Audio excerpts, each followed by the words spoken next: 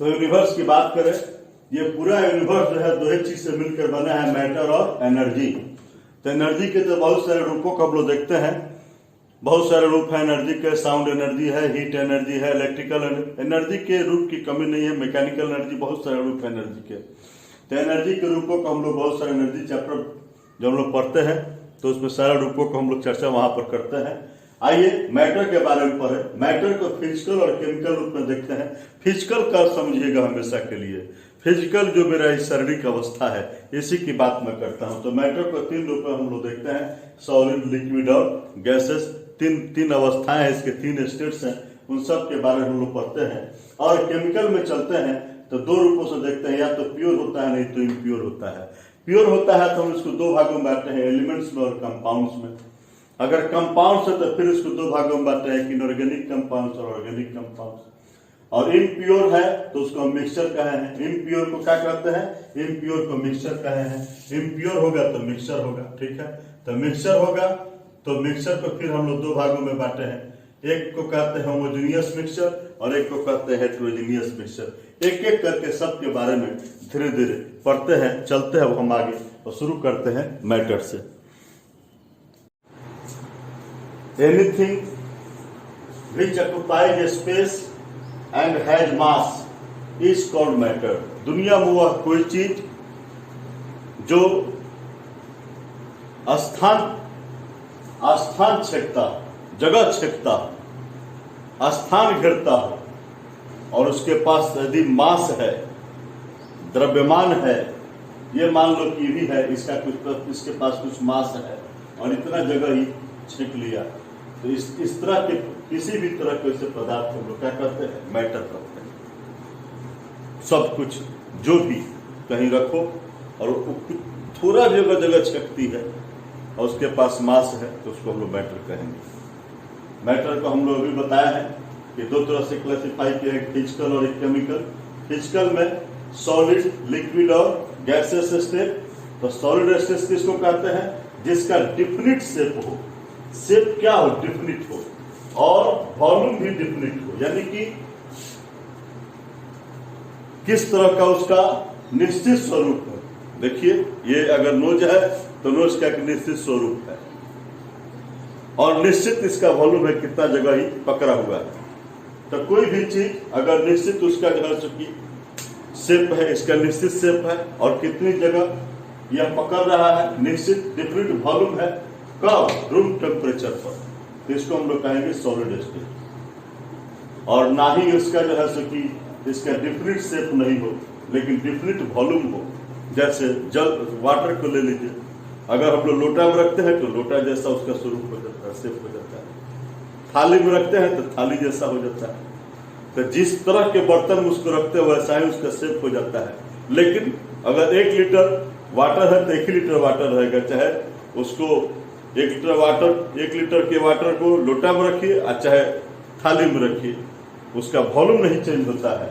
इस तरह के जो है कि जो लिक्विड स्टेट है उसी को लिक्विड स्टेट कहेंगे, कि जिसका शेप तो भले इंडिफिनिट हो लेकिन वॉल्यूम क्या है? डिफिनिट है, तो उसको लिक्विड स्टेट में कहेंगे उस मैटर। गैसेस स्टेट ना ही डिफिनिट वॉल्यूम है और ना ही डिफिनिट जो है शेप है। कमरे के किसी कोने में हल्का सा परफ्यूम छोड़ते हो, पूरा कमरा पकड़ लेता है। तो इसलिए ना ही उसका शेप और ना ही उसका वॉल्यूम, दोनों में से कोई निश्चित नहीं है। तो उस तरह के पदार्थ वैसे मैटर को जो है वो कहेंगे गैसियस स्टेट, उस मैटर को कहेंगे। तो हमने आपको 3 तरह का फिजिकल स्टेट बताया, लिक्विड, सॉलिड और गैसियस, 3 तरह के स्टेट बताया। हमने केमिकल क्लासिफिकेशन में गए हैं, तो केमिकल क्लासिफिकेशन में हम आपको बताया है, केमिकल क्लासिफिकेशन में जो है कि मैटर को हम लोग 2 भागों में बांटे हैं, एक प्योर और एक इम्प्योर। और प्योर में फिर मैंने बताया है कि एलिमेंट और कंपाउंड। तो जो लोग प्योर और एलिमेंट और कंपाउंड में बताया है, तो एलिमेंट तो किस सब्सटेंस का जो सबसे सिंपलेस्ट फॉर्म होता है उसी को हम लोग एलिमेंट कहते हैं। जैसे hydrogen, chlorine, oxygen, lithium, potassium, ये सिंपलेस्ट फॉर्म है। इससे कोई सिंपलेस्ट फॉर्म नहीं हो सकता है हाइड्रोजन का या क्लोरीन का।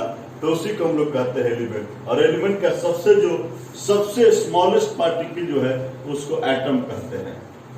और फिर यहाँ पर हम लोग एलिमेंट को 3 भागों में बांटे हैं, मेटल, नॉन मेटल और मेटल वायर। एक एक कर चलते हैं इसके बारे में पढ़ने। मेटल, नॉन मेटल और मेटल वायर की प्रॉपर्टी को देखते हैं। मेटल्स की प्रॉपर्टी को कुछ हम देखते हैं कि हम लोग जान सके कि किसको मेटल का है। मेटल की खासियत है कि वे सॉलिड होते हैं।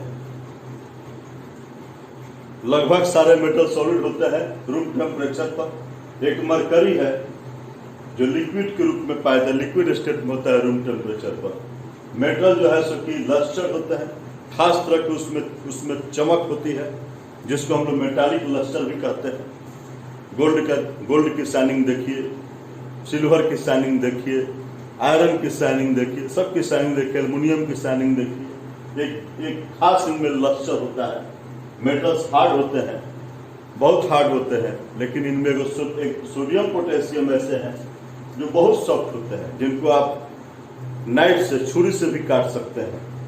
मेटल्स मैलिएबल होते हैं, यानी हथौड़े से प्रहार उस पर कीजिएगा तो फैलते जाएंगे।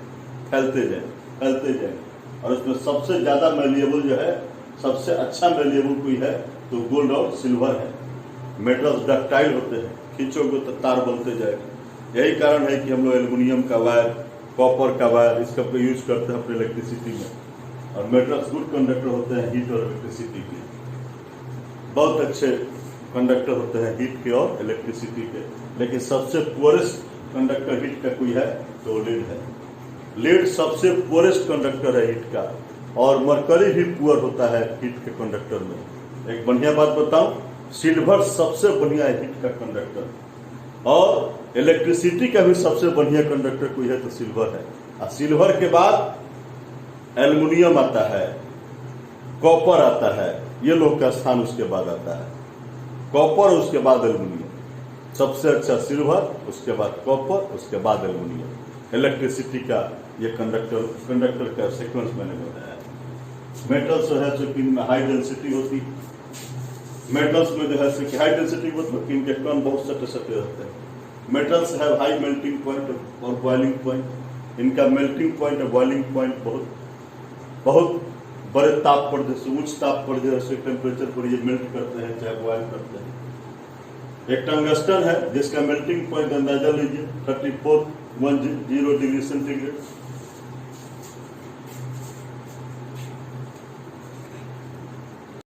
मेटल्स सोनोरस होते हैं, यानी पीटने पर मेटल को टन टन की आवाज होती है। ये मेटल के मैंने कुछ फिजिकल प्रॉपर्टी बताया, जिस प्रॉपर्टी को देखकर हम लोग मालूम कर सकते हैं कि मेटल किसको कहते हैं, कैसे मेटल को पहचान कर सकते हैं। तो मेटल के बारे में बताया, अब थोड़ा सा नॉन मेटल के बारे में बता दें। नॉन मेटल्स के प्रॉपर्टी को देखते हैं। नॉन मेटल जो है कि सॉलिड, लिक्विड, गैस, ये सब होते हैं रूम टेम्परेचर पर। कुछ सॉलिड होते हैं, सॉलिड में जो है कार्बन है, फास्फोरस है, सल्फर, आयोडीन, ये लोग सॉलिड में पाए जाते हैं। लिक्विड में एक ब्रोमीन है। ब्रोमीन जो है लिक्विड में के रूप में पाया जाता है एट रूम टेम्परेचर पर, लेकिन बाकी सब गैस के रूप में पाए जाते हैं। नॉन मेटल्स नॉन लस्टर होते हैं। लस्टर का मतलब है इनमें कोई विशेष स्पेशल कोई शाइनिंग नहीं होती है। नॉन मेटल सॉफ्ट होते हैं। नॉन मेटल ब्रिटल होते हैं, यानी इनको हथौड़ी से मारिएगा तो टुकड़ों में टूट जाएंगे। मार कर देखिए ग्रेफाइट पर, देखिए टुकड़ों में बिखर जाता है, टूट जाता है। नॉन मेटल्स डक्टाइल नहीं होते हैं, यानी इनसे कोई आप तार वगैरह की उम्मीद मत कीजिए कि तार बना सकते हैं। नॉन मेटल्स हीट और इलेक्ट्रिसिटी के बैड कंडक्टर होते हैं, यानी कि हीट और इलेक्ट्रिसिटी को ये प्रवाहित नहीं करते हैं। लेकिन इनमें ग्रेफाइट एक ऐसा है जो गुड कंडक्टर होता है हीट और इलेक्ट्रिसिटी का, ग्रेफाइट। नॉन मेटल्स का डेंसिटी बहुत लो होता है, इनका मेल्टिंग पॉइंट भी बहुत लो होता है, बॉइलिंग पॉइंट बहुत लो होता है। लेकिन एक ग्रेफाइट है जिसका मेल्टिंग पॉइंट हाई होता है। और मेटल जो है सो सोनोरस नहीं होते हैं, इनको पिटने पर टन टन की आवाज नहीं करते हैं। तो मेटल देख लीजिए, नॉन मेटल देख लीजिए, थोड़ा सा आगे और देखते हैं। मेटल वायर्स किसको कहेंगे? तो कुछ ऐसे एलिमेंट्स हैं जो दोनों तरह से मेटल के भी नॉन मेटल के कुछ प्रॉपर्टी को दिखलाते हैं। तो वैसे एलिमेंट जो मेटल नॉन मेटल दोनों तरह के प्रॉपर्टी को दिखलाते हो तो इसी को हम लोग मेटलॉइड्स कहते हैं। जैसे सिलिकॉन है, जर्मेनियम है, आर्सेनिक है, एंटीमनी है, टेलुरियम है, इन लोगों को हम लोग मेटलॉइड्स कहते हैं। अब आते हैं हमने बताया कि प्योर में दो चीज की बारे में पढ़ा, एक एलिमेंट्स और एक कंपाउंड्स। एलिमेंट के सब पढ़ लिए, मेटल नॉन मेटल मेटलॉइड। अब कंपाउंड्स को देखते हैं, कंपाउंड्स किसको कहते हैं।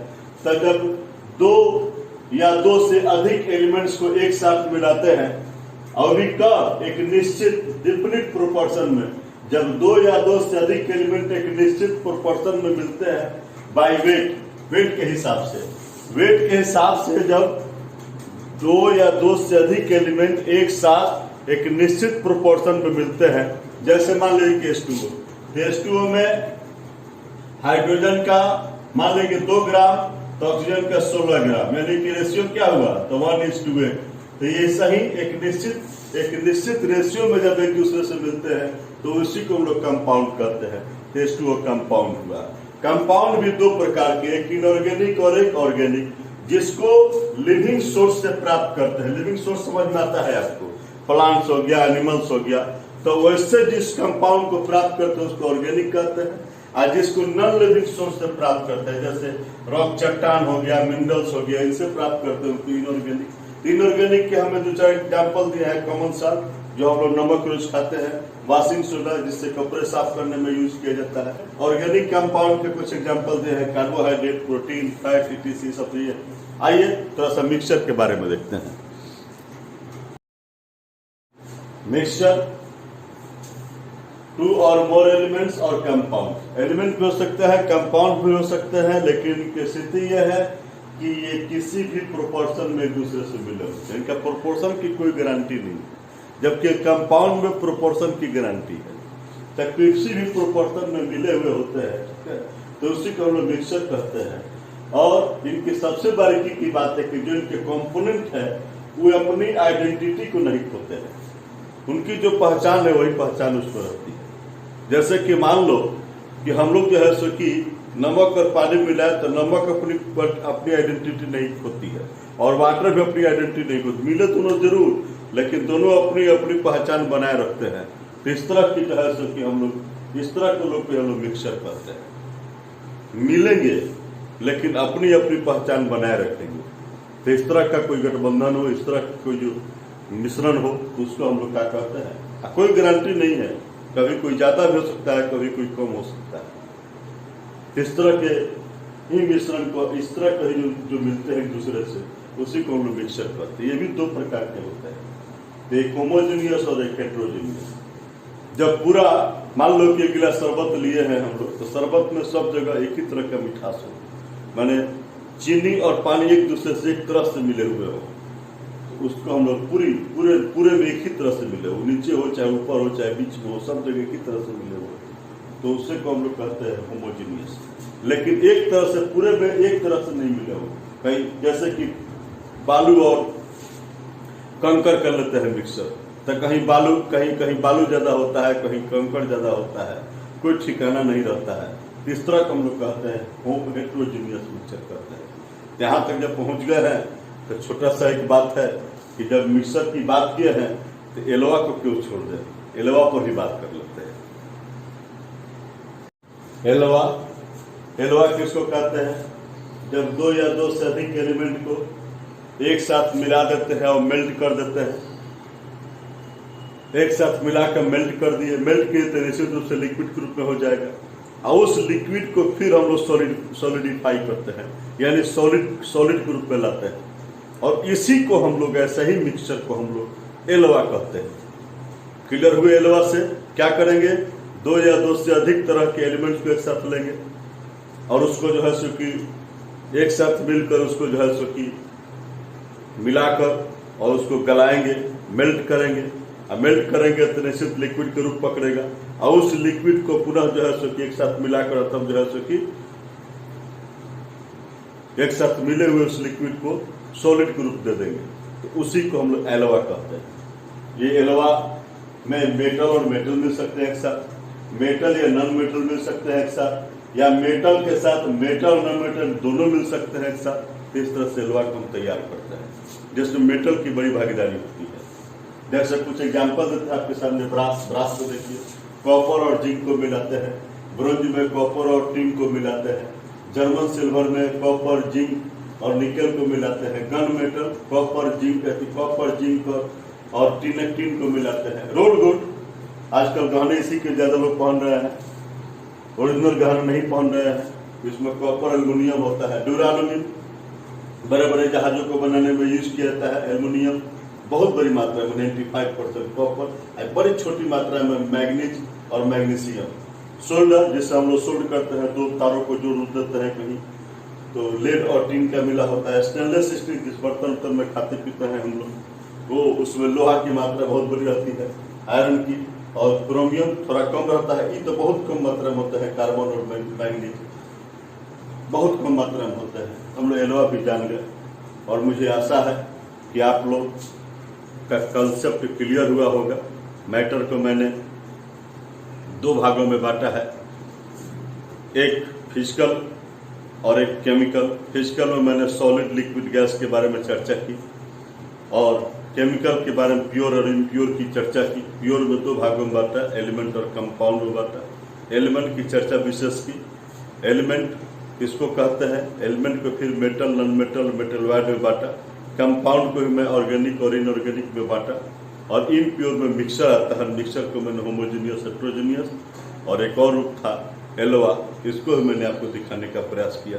मुझे आशा है कि आपको यह चैप्टर अच्छा लगा होगा। इसको बढ़िया से पढ़िए, बार बार पढ़िए, जिससे आपको इसका नॉलेज अच्छी तरह से हो। फिर मिलते हैं नेक्स्ट एपिसोड में।